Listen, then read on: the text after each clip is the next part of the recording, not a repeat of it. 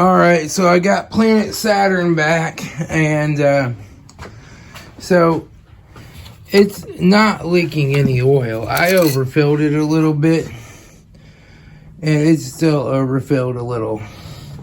So it's not losing any oil after being driven for about a week. So that's good, but our coolant is nasty. And this is what it was doing before, was sludging the coolant with oil. And it's doing that again. But it's not as bad. And I really honestly think that's because I didn't get the whole thing flushed out perfectly good. I flushed out the block and the radiator, but the heater wouldn't work for a long time. And it finally flushed out the heater core, and then I saw a whole bunch of oil floating in here. And I think it's just that leftover oil from that's getting mixed in there. So I'm going to flush it out again, and we're going to see. But before, after being driven for a week, it would be low on oil, like at least a quart low. And it's not low on oil. It's not any lower than when I changed it. So I'm hoping the oil's not getting to the coolant. If so, it wouldn't have had something in the block. But we're going to find out. Anyway, it's here today for some brakes. These brakes are rusty and crusty and bad. So I went on the Rock Auto and I got some Saturn brakes. These rotors were $8 a piece. The pads were $5, and that hardware kit with the boots was $4. So we're going to throw those on there and get busy. Okay.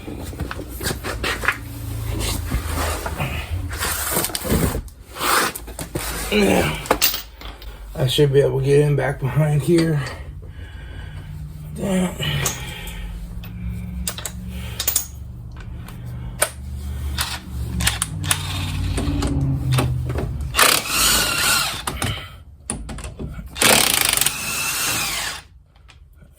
I should be able to get these out. Oh, these are tight.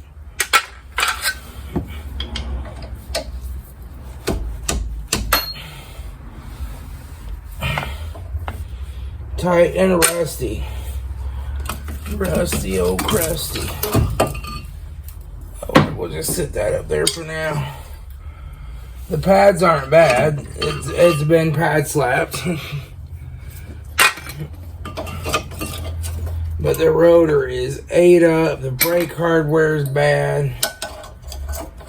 It's time to do a real brake job on this guy. Now let me get the caliper bracket bolt off and see what size that one is. I'm sure these bolts are probably over tightened too.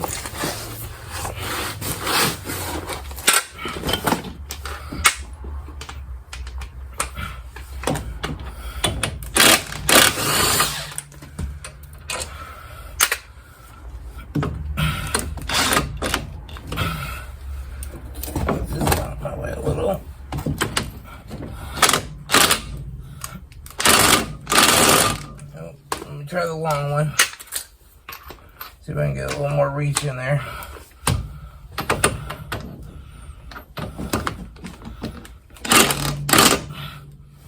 Nope. Can't quite reach it. Let me move this out of the way.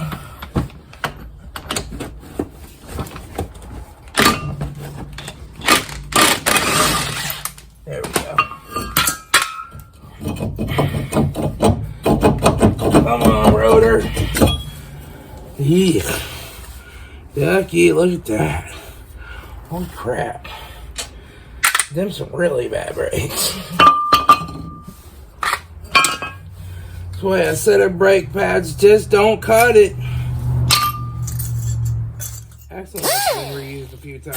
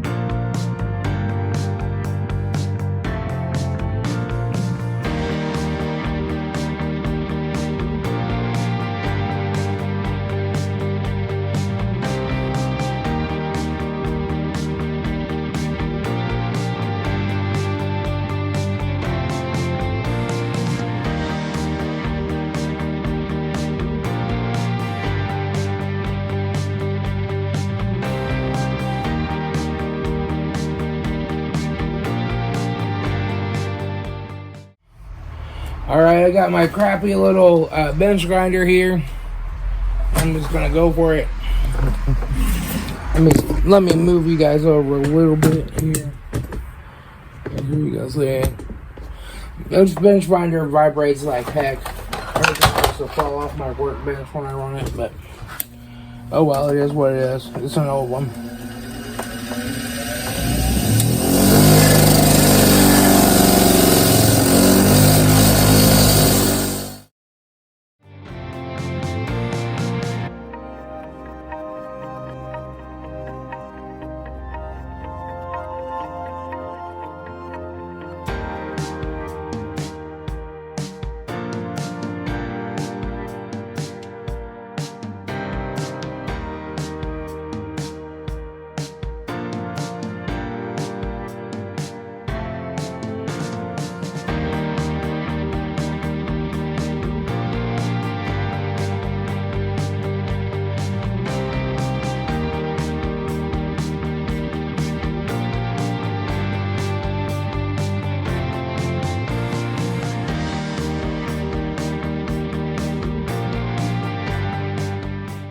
Alright, so now I just have to try to clean out these holes as much as possible. This one actually goes all the way through.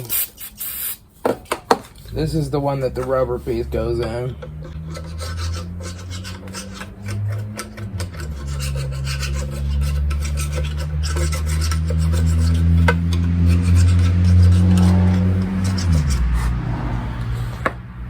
We'll just spread that out some more.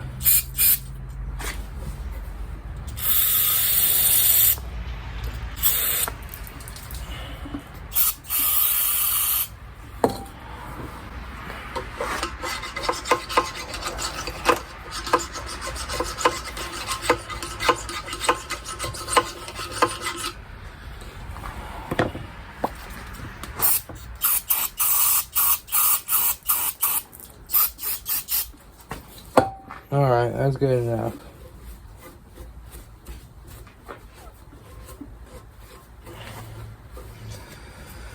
Now we're just going to take and we're going to put our brake grease on the caliper. So, in the rest belt, like in Ohio, you get something called rest jacking, which is where the rest grows underneath these brackets and starts to push the bracket up and hang it up. So you want to make sure these brackets aren't going to rust. Now, whether you want to put some brake grease on top of the bracket or not, that's up to you. I do not. It just attracts the brake dust and it gums everything up. Now, let me get these apart here. We'll put these on.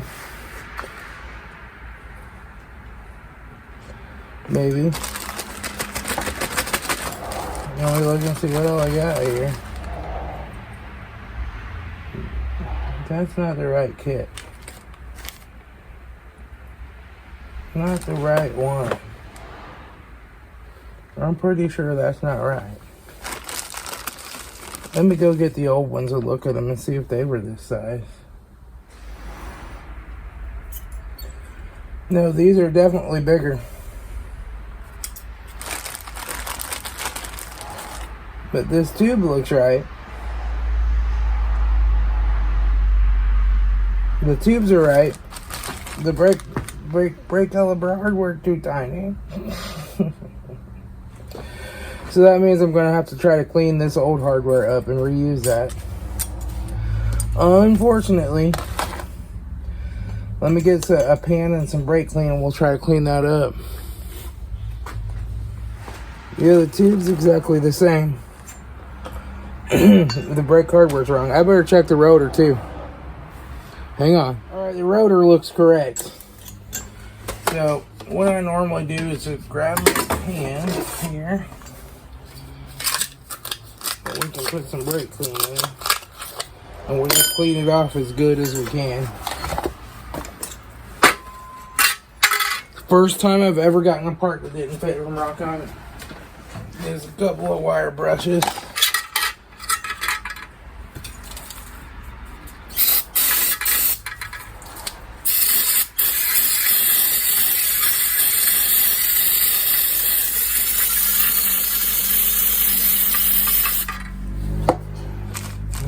We'll take and scrub it down.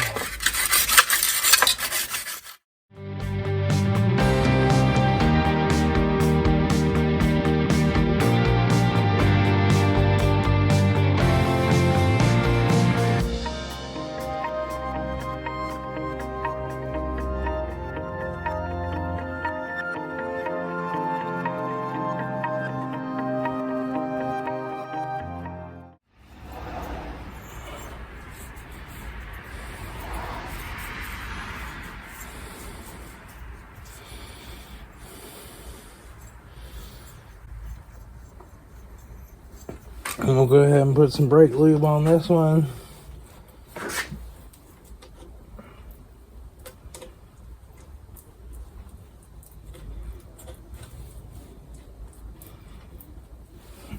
So that's all lubed up. And we'll pop this on.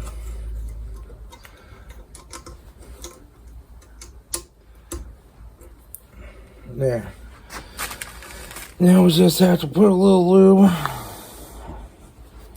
We'll put a little lube on this pad to help it slide through.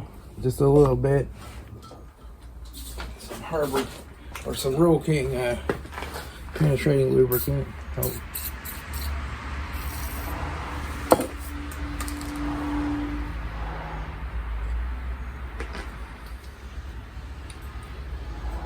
I think that's all she needed was a little more lube.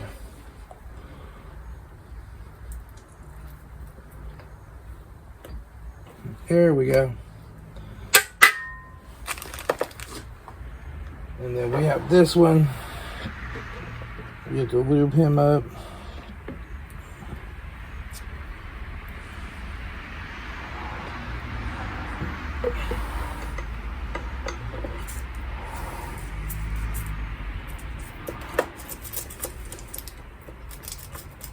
Okay, he's lubed up, and we'll go ahead and put our boot on.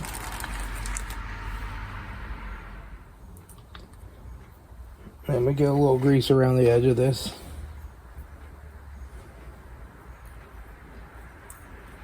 Alright.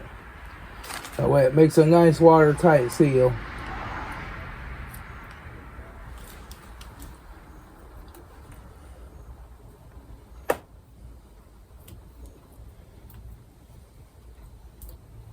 Maybe we'll get it on. There we go. Okay.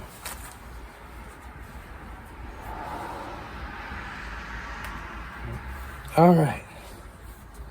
I think we're ready to go put the rotor and the pads back on.